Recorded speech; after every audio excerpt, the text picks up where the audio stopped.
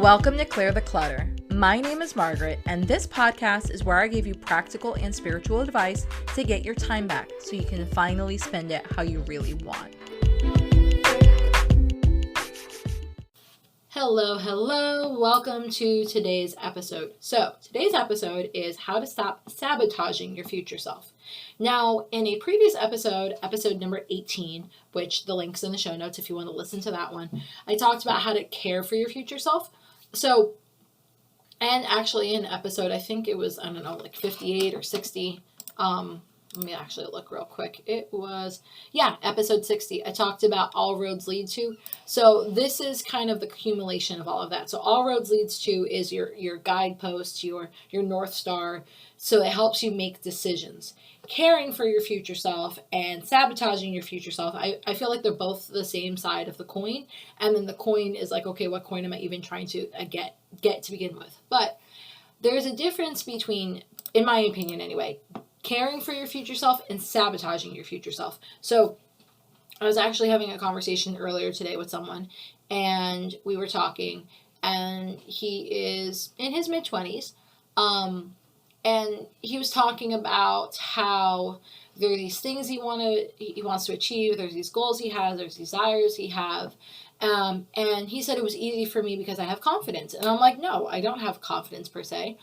My belief is the only reason why I even have confidence in things, right? And I had a cup in my hand, and I'm like, the only reason why I have confidence that I could sell you this cup is because I've sold this, metaphorical cup 50 times. So confidence for me comes from the fact that I've done it over and over and over again, so I know what to expect.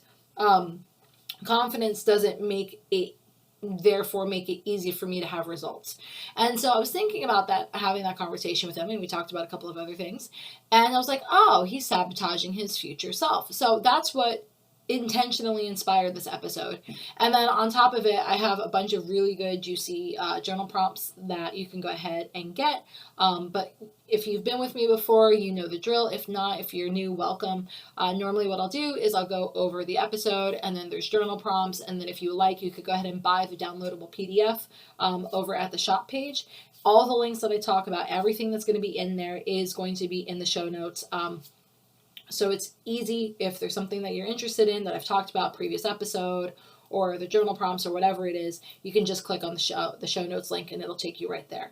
So with that being said, let's dive into how to stop sabotaging your future self. So stopping the sabotage, right? I've been thinking a lot about this a lot. I've been thinking about this a lot lately. I've been thinking about sabotage. I've been thinking about growth. I've been thinking about what holds us back, but more so why. Right now in the age of the internet, the age of Google, again, I always like to date myself. I'm 33, and at the time of this recording. And, I remember a world where dial-up internet was a thing. I remember a world where it was faster to go to the library and get your resources that you needed from the library than it was to go online. I saw the onboarding of cell phones. I saw the onboarding of social media and all of these things. So I'm one of those last generations, or probably the last generation, that grew up and remembers a world clearly before there was streaming and before there was internet compared to the world we have now. So I'm always fascinated in a sense of, well, why are we sabotaging when we have all of this information at our fingertips? We could go online, we could go on YouTube, we could ask a friend, we could go into a forum, we could go on the socials and ask for an opinion poll. Like, there's all these things. I mean, Ben watches, the amount of YouTube's videos Ben has playing in the background is like epic, but he's constantly learning more and more and more and more and more. So I wonder, why, here we go, I'm getting deep, I'm starting to fidget, but I was wondering, why are we not adopting the information that is being thrown at us, or at least even going out to get the information that's at our fingertips? And I wasn't really having a clear vibe on what that is, and then it actually came to me, like I said earlier today, that it was because we're sabotaging our future selves. The core principle, at least of why I think we sabotage our future self, or even our current self, is because we are afraid we can't handle more. So let me give you a very clear example as to why I believe it is based in a fear of we can't handle more. I had a horrible website for like a hot minute. I don't know, maybe 2 or 3 years, maybe 2 years, let's say. So my first website that I built, which I actually still have a screenshot of it, I kind of love it just because it was my first website. I think I built it in, I don't know, let's say 2009, something like that. I built it myself. I bought my domain name. It was called Homemaker's Reference. I don't have it anymore. I just have like the screenshots of like the pages. I don't have the domain anymore. But I wanted to talk online about what it was like to be a young wife because I think I don't know, I had only been married maybe 2 or 3 years at that time, and I was still like 21, 22. And so I felt like I didn't have anyone I could connect with or I could talk with or I could share some of the things that I was learning. And I'm like, man, I wish that there was a website that I could go to and I could learn all these things. So I started Homemaker's Reference, and that began the journey of me self-building websites. Now, I have never been shy or afraid of using a theme. Like, I paid for different themes throughout the years. I actually was looking right before I rebuilt my website for probably like the 10th time. And I don't even think I'm exaggerating at that. I went through my old like themes that I had purchased in the past and paid for. And I'm like, okay, well, maybe some of these other themes will make sense and I can, refresh my website, because I was looking at some feedback from someone, and the information, the amount of effort they were going through to try and get information off my website, like I felt like I should have given them a gold star or at least a medal or something, right? Or like like a hug emoji, because they were so patient with my shitty ass old website that I was like, oh my God, this cannot happen anymore. And of course, I reached out to one of my besties and I'm having a conversation with her and we're sending each other voice memos back and forth. And it came down to, one night I just couldn't take it anymore. So I went online and I went and looked at a bunch of different themes that I could go ahead and buy and then obviously tweak to make it my own. And I found the theme. After like an hour of digging, I got really clear on what I wanted. I paid attention to my emotions and I got really, really clear. And I was like, okay, boop, there's the theme. I found the theme and then I was like, I'm going to buy it. And it was about $150, which in the position I'm in right now, like I could buy it and it not even be a thing, right? Had it been 10 years ago, like I would have had to have saved up for it. And there's nothing wrong with either of those scenarios, whether you have the money, whether you have to save up for the money, whether you put it on a credit card, none of that's wrong, right? But that $150 purchase to make my life better, because again, I'm spending hours creating the content, creating the podcast, writing the show notes, working with Walinda to have her go backwards and kind of clean up some of my old website pages. She's actually doing a bunch of updating the formatting in the background for older website pages so that the experience is universal. Having, paying her to do my YouTube channel, all of these things, right? So a lot of the effort is being expensed into this website, into this blog, so that I can communicate my message, so I can help more people. And the amount of effort that I'm putting in compared to the amount of wafering I did about purchasing a $150 theme template, which again, the money wasn't the reason. It was, and this is where I come back to that original idea, it was because I thought I couldn't handle anymore. And when I recognized that, I'm like, oh my God, this is so dumb. If I was a multimillionaire, if I was future Maggie 10 years from now, she would be laughing at this. She would be laughing at the struggles I'm having. She would be like, you can handle more. You can handle more people buying your affiliate courses. You can handle more people buying your regular courses. You can handle more people buying your links on your Etsy store. You can handle more traffic. You can handle getting back on social media and creating a rhythm that fits you and doesn't, fit into the quote unquote experts of, oh, you have to post this many times on this platform. If not, nothing's ever going to happen. Like you can handle all of it. It's not that big of a deal. And she would be just like laughing her ass off at me. And so I was like, oh, wow. So this is a 2-part thing, and this is again, what inspired the episode. It's the bigger picture of it. So because I admitted to wanting to be a multimillionaire and because I never in a bajillion years could have thought I would have admitted that. I also admitted to some of my fertility struggles I've been going through. There's a lot of things I've admitted on this podcast, which always goes back to all roads leads to becoming a multimillionaire and blah, blah, blah, blah, blah, right? Well, if I am sabotaging future Maggie, who is a multimillionaire, I will never get there. I don't care how many goals I do. I don't care how many journal prompts I do. I don't care how I change my vibe. I clear my energy. I buy this course. I buy that course. If I am doing, it's like this, right? If you're on a diet, I'm trying to think of the clearest example. If you're on a diet, right? and you are throughout the day being really good, you're not snacking, you're being mindful of your calories, blah blah blah blah blah, right? You're clean as a whistle. You're eating a ton of veggies, whatever, right?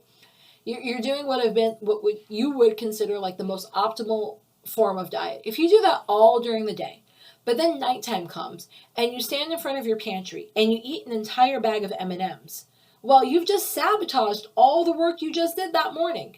And then if you go to bed and do it again and do it again and do it again and do it again, you have that same routine. Perfect during the day, M&M bag at night. Perfect during the day, M&M bag at night. Perfect during the day, Hershey bar bag at night. Like if you're doing that, you're clearly sabotaging yourself.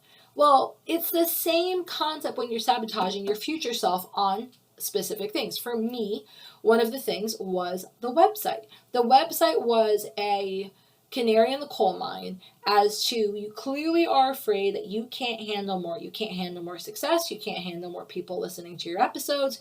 You can't handle more people buying from you. You can't handle supporting more people. You have this unrecognized fear that you can't handle more. So therefore, you're going to have the world's worst website. You're going to continuously not work on improving it. You're going to continue to band-aid a really, really not necessarily bad theme, but a theme that you have outgrown. So the theme I used to use, for anyone that cares, it was a theme, it's all on WordPress, so I've always owned my own domain, right? And I've always bought other themes and then put it on the WordPress and then built it. I'm not a fan of Squarespace or any of those other third-party websites where you don't own the platform. Like, if something happens, it's because I hit a button, not because, some investor said, hey, I want you to change your whole platform. Don't get me started on like Squarespace. They're not my vibe.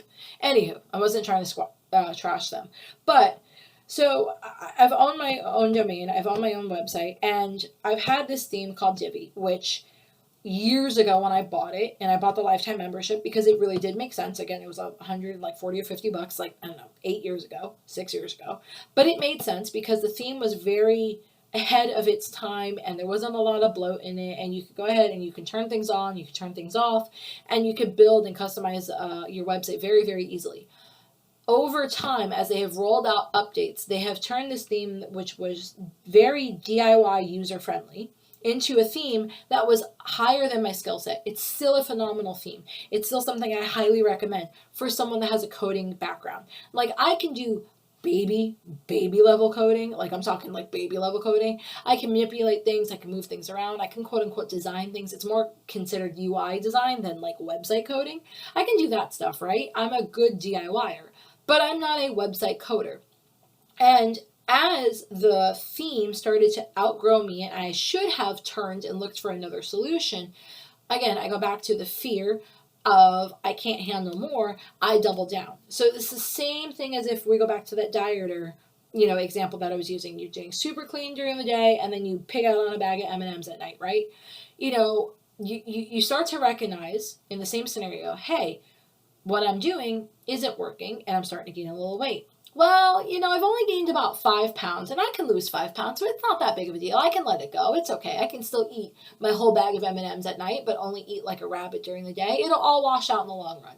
And what you don't realize is that, I'm totally mixing all my metaphors today, but what you don't realize is that if you haven't heard, I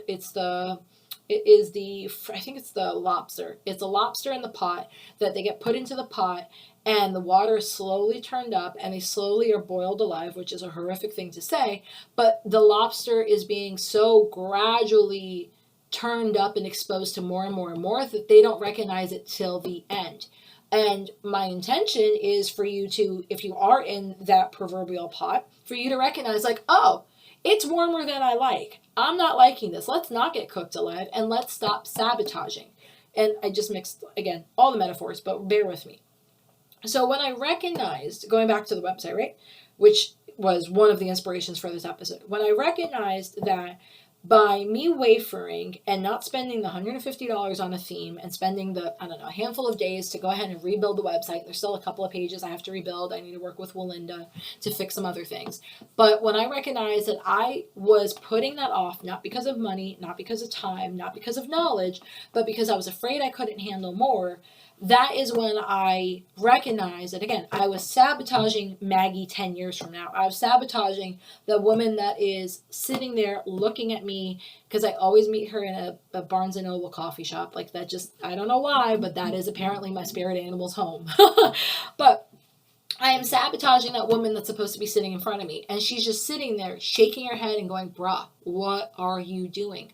What are you so afraid of? If you can't handle it, we can change things. Because clearly you made it here. But why are you making it hard to get from where you are to where I am right now? Like, she's having this conversation with me. And that's why I want you to start thinking about your future self. So where are you sabotaging this, all of this time and this energy and this passion and this desire to change or to make more money or to clear your mindset up or, get rid of bad habits, whatever it is, right? It doesn't matter. Maybe I didn't even bring it up. But whatever the thing that instantly popped into your head is, why are you sabotaging yourself? Is it because you were like me? You were afraid that you couldn't handle it? Is your thing your proverbial website? Where you consistently for a couple years struggle unnecessarily because you either don't think you can handle more, or you don't believe you can deserve more, or you have this, oh my God, my favorite is you don't believe it can be that easy. You do not trust in ease. You have not built up a belief system that easy is good. Instead, you might be like, I was, or like a lot of Americans are, where we believe easy is bad. We have been conditioned in this, I don't know, what is it, Protestant? No, not Protestant. I don't know. We've been conditioned in this culture. Let's just leave it at that. Let's leave religion out of it. We've been conditioned in this culture that if something comes easy to you, if something comes natural to you, well, then you're not working hard enough, or you're not working in the right thing, or you should go ahead and elevate and up level from there. And this is constant growth, growth, growth. But that is not saying that you shouldn't refine your skills, that you shouldn't pour into yourself. Just like, again, let's going back to the website. There's nothing saying that when I recognized that the theme that I had a couple of years ago wasn't working for me, I could have gone out and bought another theme, and then I could have gone and bought out, the theme I have now. There's nothing saying I couldn't have done all of that, right? Growth and evolution are okay. But when you're consistently sabotaging yourself because you're afraid of what the future looks like, well, then you're just spinning your wheels. You're going to be the person that's standing in front of the pantry eating the bag of M&Ms and wondering why you're 15 pounds overweight, but yet you're not willing to stop and put down the bag of M&Ms. Or at least say, you know what? I recognize I have a problem. I recognize I eat really, really good during the day, and I recognize that at night I shove my face full of bag of M&Ms.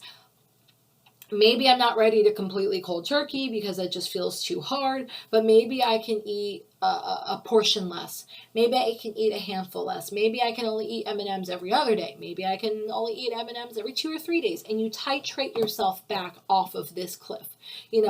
One of the things I don't understand in regards to why we sabotage ourselves, again, when I was bringing up, we have access to all this information, is we have access to addiction behavior. We have access to psychology. We have access to why our brain and our chemicals do what they do, but yet we're still afraid. And this is where I circle back to, sometimes it's the fear that you can't handle more. Sometimes it's the fear that, easy is the devil, it's not. The only way you are going to get to bloom into the person you want to become is by recognizing the fear, and then if you're like me, you're going to journal prompt it out so that you can get out of your head and you can see all the crazy mishmash that's going on there, and you can disprove and say, oh my God, all of this is completely not true. And another thing too is it can sometimes be a non-physical thing, right? So it can be boundaries. So you could be sabotaging your boundaries. And one thing that I used to do a lot years ago, I'm not that horrible about it now, very rarely do I slip, but was I would say yes to everything. So instead of pausing or let me think about it or let me look at my calendar or any of that stuff, right? None of that came out of my mouth. My first answer was always yes. And so then I will double, triple, and quadruple book myself with commitments, with obligations, and not necessarily all like physical commitments, but maybe I would obligate myself to like 3 or 4 things and give myself the same timeline for all 4 things when they all needed their own individual timelines. So you can still sabotage yourself in the fact of boundaries. It can be an emotional thing. And I needed to learn to say no. I needed to learn that people weren't going to hate me. I needed to learn that I could handle telling people no and that I wouldn't implode and die and that people would still either like me or leave me, but it didn't matter because I was allowed to be true to myself. And I stopped sabotaging my schedule and my time. And it took time. It took like 6 months for me to not have the gut reaction of, if I say no, they're not going to like me. But my point being, it could be something physical, it could be something emotional, it could be something that's a boundary, it could be a money thing. You know, I know tons of people, oh my God, this one drives me nuts. I know tons of people that if they have, and I've done this in the past, so don't think I'm like shaming. I'm totally not shaming in any capacity. Hence why I talk about Drop Your Money Struggle, the course from Amanda Francis, so much, and why I'm so obsessed about being like an affiliate for her, because I use that course all the freaking time. But what I used to do a lot is anytime there was extra money in the account, like it had to go somewhere. It had to go into a savings account. It had to go into a fund account. It had to go onto a bill. It had to go onto a credit card. It had to go somewhere because it was not safe for money to stay in the account, for money to just sit there. It wasn't safe. Like I was just a neurotic mess, right? So instead of letting the money sit there, or again, where I sabotaged our future selves, was I would just take it and I would put it on a credit card and I would pay a little bit extra on the credit card. And you might be thinking, well, Margaret, that's good. You should be paying extra on the credit cards, but not to the point where you're sabotaging yourself, where you don't have a rainy day fund. And because you don't have a rainy day fund, you therefore have to rely on credit cards. And this is one of the most things that just blew my mind, right? As we started making more money and as I got comfortable just letting it sit there, paid what we needed to. It's not like we shafted any of our bills, but paid what we needed to. And the rest of it could just sit there.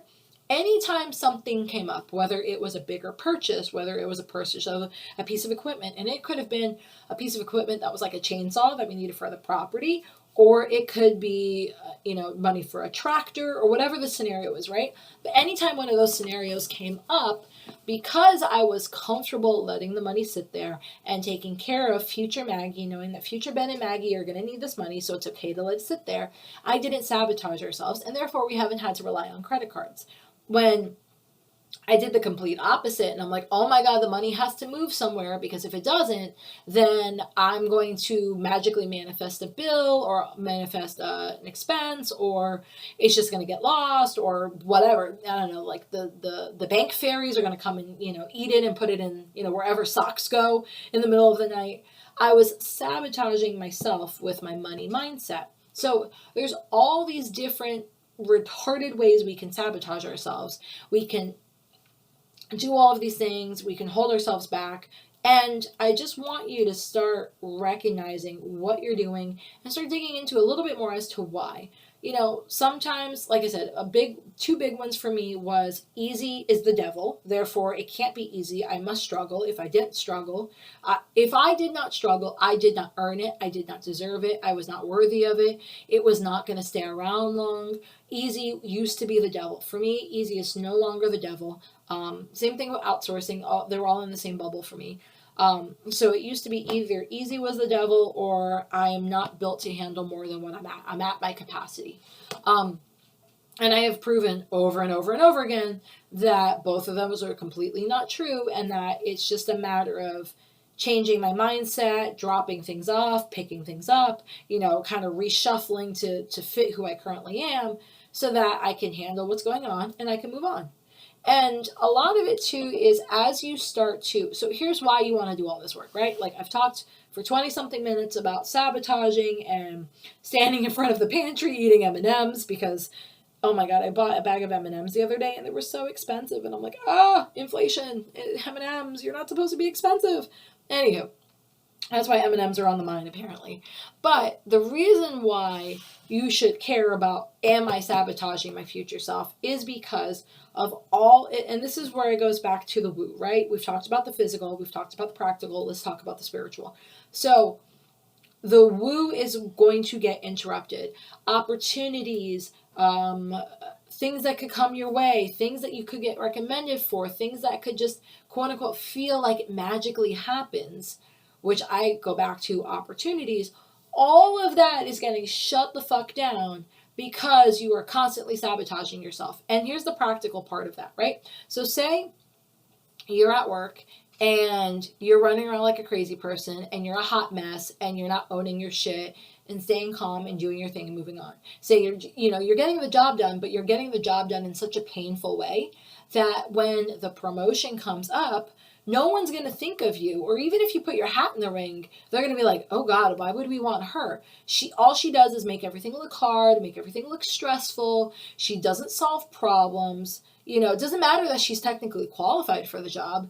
She's clearly not fit. So that would be another example of sabotaging yourself, right?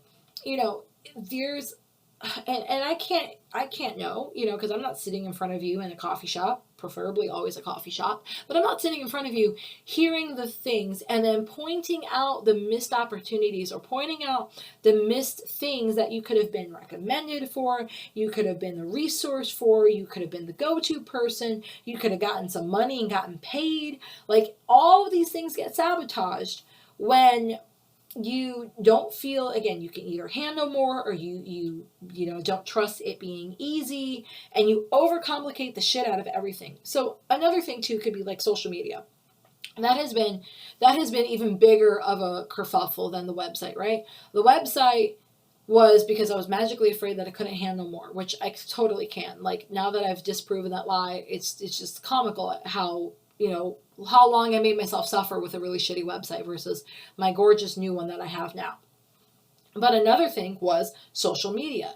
Instead of going back and saying, okay, well, all of these magical rules that people that profess to be social media experts, because anyone can technically be a social media expert, but all of these rules that everyone's professing that you have to follow to be successful, they don't feel good to me.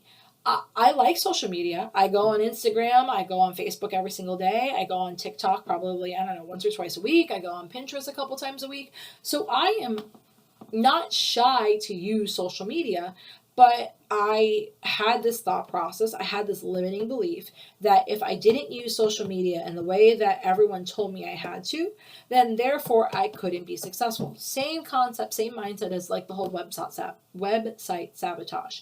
So what did I do? I stopped people from finding out about the podcast. I stopped people from buying my journal prompts. I've stopped people from buying my courses. I've stopped people from buying my affiliate links. I've stopped people from learning about the books I recommend and why I recommend them. There's all of these, again, missed opportunities that I sabotaged because I was not willing to change my mindset. So do you hear the why this is important? It's not just because we should all have growth. We should all be, getting clear on the path of all roads lead to. It's not just because of that. It's because all of these opportunities that could make your life easier, could make you happier, could make you more money, could give you more time. All of these things that we're wanting and craving and we're calling out into the universe. We're talking to our angels. We're talking to our spirit animals. We're talking to the universe, Mother Earth, the grass, we're talking to God, we're talking to anyone that is freaking listening. Our soul is literally out there begging, for love of all that is holy, please hear me, I need X.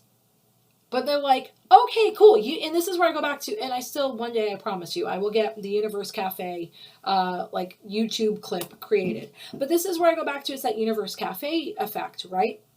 And if you haven't heard the Universe Cafe, it's one of my older, it's a little clip in one of my older episodes, but Cliff Notes version of the Universe Cafe is you go into the Universe Cafe, you sit down, it's a 1950 style diner, and you have the waitress come up to you, and you say, I would like meat.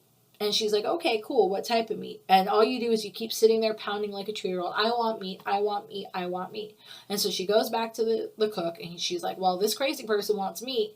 And the guy's like, okay, what type of meat? And she's like, I don't know, you pick. And then the universe delivers you, I don't know, chicken or tofurkey or beyond substitute meat, and you're like, bro, I wanted a steak. And then the universe is like, mother trucker, why didn't you just tell me you wanted a steak? I would have delivered you a steak. So it's the same concept of how you're sabotaging yourself, right? It's, if you're doing all of these things, if you're making things hard, if you're overcomplicating things because you're afraid you can't handle X, right?